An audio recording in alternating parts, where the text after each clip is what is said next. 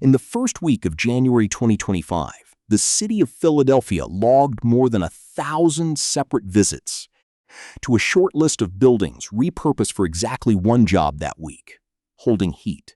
Not shelter beds, not intake offices, recreation centers, senior centers, a handful of library branches. Turned for a stretch of days into the only warm interior space some people in that city would touch. The number itself looks modest, set against how many people in that same city had nowhere warm to go that week. The gap underneath the number is the real subject here. The assumption most people carry into this topic collapses fastest under actual research, and it is worth naming directly: that someone sleeping outside does not have a phone, does not need a charge, does not need a signal. Surveys of unsheltered adults across multiple U.S. cities put cell phone ownership somewhere between 74 and 94%, with the higher end coming from more recent metro area studies. A phone, for someone without a fixed address, is not a convenience layered on top of survival.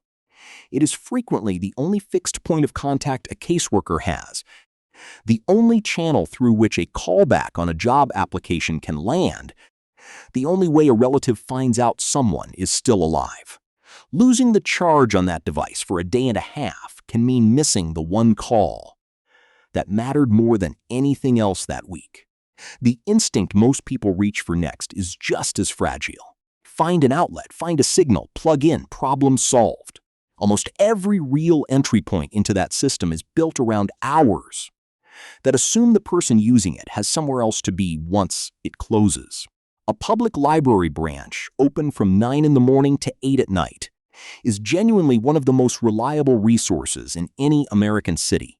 Heated, air-conditioned, wired, and, since the rise of openly hostile street furniture, designed to prevent sitting or lying down, one of the few interiors that still treats a person resting inside it as a visitor rather than a problem. But it closes. A coffee shop with outlets along the wall works for exactly as long. As staff decide someone sitting for 4 hours without a second purchase is not worth the conversation. A charging kiosk inside a transit station works until winter ridership triples. The line for the same 4 ports it had in October. And underneath all of it sits a failure nobody mentions in the first sentence of the obvious advice. A portable battery pack, the item every basic guide recommends buying first, still has to be charged from an outlet before it becomes useful to anyone. It does not remove the bottleneck. It just relocates it one step downstream to a person who already did not have reliable outlet access in the first place. City-run cold weather protocols expose the same structural gap from a different direction. Most major cities only activate emergency warming centers once forecast temperatures cross a specific threshold, often somewhere in the high teens to low 20s Fahrenheit once wind chill is folded in. That threshold exists because warming capacity is limited and has to be aimed at the nights statistically most likely to kill. But a 31-degree night with steady soaking rain can pull heat out of a body just as fast as a 17-degree night with dry air, and it frequently triggers nothing. No activation, no extended hours, no additional beds. The system built to catch people is calibrated to a number on a thermometer, not to the physics of how a human body actually loses heat. A man who had spent 2 winters cycling through Denver's overflow shelter system put it in 3 sentences that cut through most of the official language around the issue. They check the thermometer, not the weather. 33 and raining will take you down faster than 20 and dry. Nobody's app accounts for that. What that leaves is a population overwhelmingly carrying the device that could save them, moving through a city whose free resources are real, distributed, and almost never coordinated with each other or with the hours a person actually needs them. The question that matters now is not whether free Wi-Fi, heat, and power exist somewhere in any given city. They do. The question is how someone with no address and no margin for error actually maps them into a routine that holds up on the worst night of the month, not just the easiest one. Begin with the library. because it is not actually the first thing most people picture when they think about that building. And that is the point worth sitting with for a second. Most people picture books. The deeper function in cities that have leaned hard into hostile street furniture, benches with armrests every 2 feet, spiked window ledges, sloped surfaces that make sitting uncomfortable on purpose, is that the library quietly became the last interior space in many downtown cores, where a person can sit without buying anything, charge a phone without asking permission first, and use a bathroom without a transaction attached. It bundles 4 resources that anywhere else in the city are scattered across 4 separate buildings with 4 separate gatekeepers.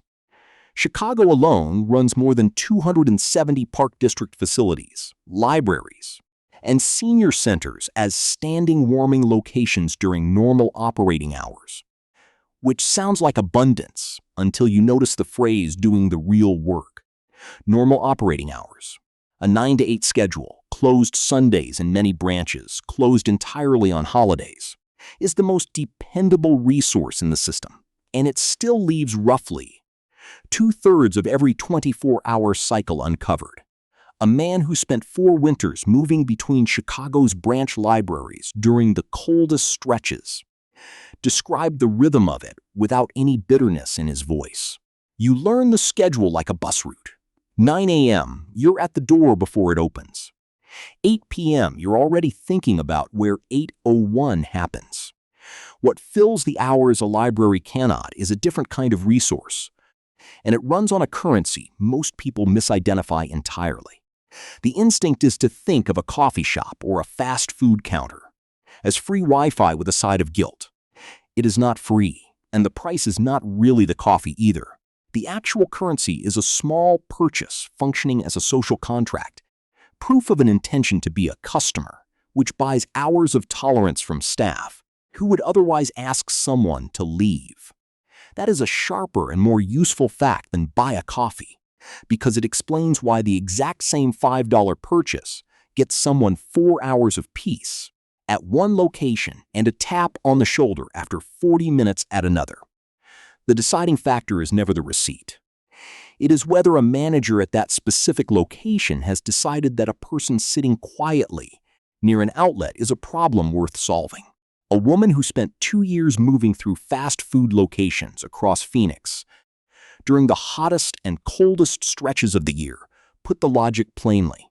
A small coffee buys you the table. It doesn't buy you the manager. You learn which ones don't care within the first week. Underneath both of those daytime options sits a layer most people overlook because it is not designed for sitting at all. Transit infrastructure, bus terminals, train platforms, and in cities built for it, enclosed skyway systems, are not comfortable and are not meant to be, but they carry one advantage. Neither the library nor the coffee shop can match a fixed, published, non-discretionary schedule. A train runs at 5 a.m. whether or not a staff member is in a generous mood that day. Minneapolis runs an entire elevated skyway network connecting downtown buildings.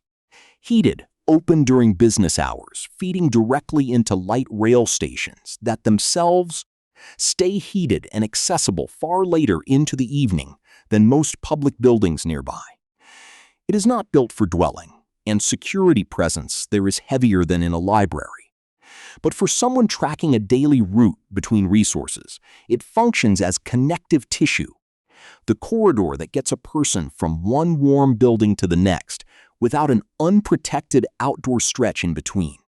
A man who spent a winter navigating downtown Minneapolis between shelter intake and library hours described it as the piece nobody mentions. Everybody talks about where to land. Nobody talks about how you get there without freezing on the walk. None of that addresses the nights when the temperature itself becomes the threat. And this is where the system stops being something a person can simply walk into and becomes something they have to actively call and ask about. Cities do not open emergency warming shelters on a fixed schedule. They open them when forecast conditions cross a specific threshold announced through a hotline or a 211 service, sometimes with only hours of lead time before doors open. The counterintuitive part is that this safety net is entirely opt-in on the seeking end. It requires knowing the number exists, having enough charge left to make the call, and checking in proactively during a cold snap rather than waiting to be found. A man who had used Houston's cold weather hotline system for 2 winters running described it as a habit rather than an emergency measure. I call it like checking the weather, not when I'm already freezing, before.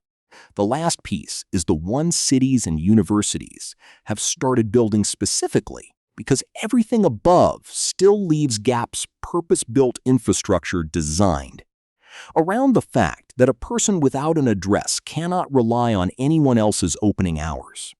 University of Wisconsin-Madison engineers mounted a solar-powered charging kiosk built into a converted little free library box on a light post in a downtown Madison park, after staff at a Racine community organization noticed homeless veterans were coming in, specifically to charge phones and nothing else. It ran day and night, did not depend on discretion, and did not close. Los Angeles took a more direct version of the same idea to the street level in Little Tokyo, installing dedicated public charging stations explicitly aimed at unhoused residents after the pandemic shut down the libraries and coffee shops that used to absorb that need. And running underneath all of it is a federal program most eligible people never use. Lifeline, which provides free phones and discounted data to qualifying low-income applicants, including most people experiencing homelessness. Enrollment stays low for a specific, almost absurd reason. The application requires a stable mailing address, the exact thing the program exists to help people survive without. A man who had lived outside in Oakland for 3 years and finally used one of the city's solar charging points summed up the irony better than any report could. The government's free phone needs an address to get to you. The solar box on the corner doesn't ask you anything. It's just there. Each layer in that sequence only works because of the one underneath it. The library sets the daily anchor, the fixed hours a routine gets built around. The commercial third spaces exist to absorb the hours the library cannot cover. But only someone who already knows the library's schedule knows exactly which hours need covering. Transit infrastructure becomes the connective corridor between those two, useful only to someone who already has 2 fixed points to travel between. The emergency hotline system sits above all of it as the layer that activates rarely but matters most. And it only works for someone already in the habit of checking, a habit built from already relying on the other 3. And the purpose-built tools at the bottom, the solar kiosks, the street charging stations, the lifeline enrollment most people never complete, exist specifically to remove the dependency on all of the above, replacing a daily improvisation with something that simply does not close, does not require permission, and does not need an address to find someone who has none. Every part of that routine carries a risk that is easy to miss, because it does not look like danger in the moment. Sitting near an outlet in a coffee shop for hours means a bag, a charger, a phone left unattended is a target, and device theft is common enough in this population that losing a phone to theft more than once is the rule rather than the exception. Walking between a warm building and the next one during a cold snap is where exposure actually happens. Not inside the shelter, but on the uncovered stretch of sidewalk between intake and the door. And relying on a published schedule, whether it is a library's hours or a transit line's last run, only works if the person checking it also has enough charge left to check it in the first place. Which means the entire system depends on protecting the very battery percentage it is built to refill. The margin for error in any of these spaces is thinner than it looks from the outside, and the people moving through it daily know that better than anyone designing the policy around them. Reconstructed end to end, the system looks like this. A library opening in the morning anchors the day, bundling heat, Wi-Fi, charging, and a bathroom into one building with fixed, dependable hours. When that building closes, a small purchase at a coffee shop or fast food counter buys tolerance from staff, not just a table, and the actual deciding factor is always the manager, not the receipt. Transit infrastructure, buses, trains, heated skyway corridors connects those 2 points, without an unprotected walk in between, running on a published schedule that does not depend on anyone's mood. Above all of that sits an emergency layer that only activates when temperature thresholds are crossed, reachable through a hotline or 211 service, and it only helps someone who calls ahead of the cold rather than after. And underneath everything, purpose-built tools, solar charging kiosks mounted on light posts, dedicated street charging stations, a federal lifeline program offering free phones and data, exist specifically to remove the dependency on hours, staff discretion, and an address that does not exist. What all of this adds up to is not a list of tips. It is accumulated intelligence, built block by people who had no institution designing it for them, who mapped a city's hidden architecture of small kindnesses and fixed schedules into something that could actually hold under pressure.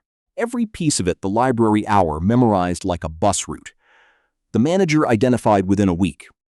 The cold snap checked before it is felt was earned the hard way. By people the systems above them were never quite built to find. That is worth remembering the next time a phone in someone's pocket on a cold sidewalk looks like nothing at all.